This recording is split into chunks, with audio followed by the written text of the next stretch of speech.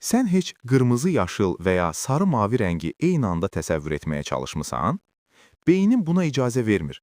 Çünki gözümüz rəngləri qəbul edərkən gizli bir sistemlə işləyir və bu sistem bəzi rəngləri sözün əsl mənasında qadağan edir.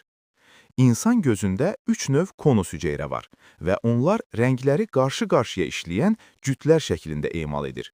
Mavi sarıya qarşı, qırmızı yaşıla qarşı, işıq isə qaranlığa qarşı fəaliyyət göstərir. Bu mexanizm aponent proses adlanır. Yəni sistem eyni anda həm qırmızı, həm də yaşıl siqnalı aktiv saxlaya bilmir. Ona görə də qırmızı, yaşıl və ya sarı, mavi kimi kombinasiyalar mümkünsüz rənglər sayılır. Amma 1983-cü ildə alimlər David Crane və Thomas Piantanida maraqlı bir eksperiment apardılar.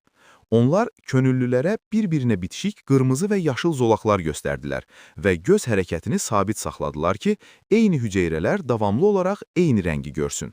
Bəzi iştirakçılar zolaqların sərhəddində əvvəllər görmədikləri qəribə bir rəng gördüklərini bildirdilər. Sanki qırmızı və yaşıl eyni anda mövcud idi. Eyni hal sarı və mavi üçün də iddia edildi.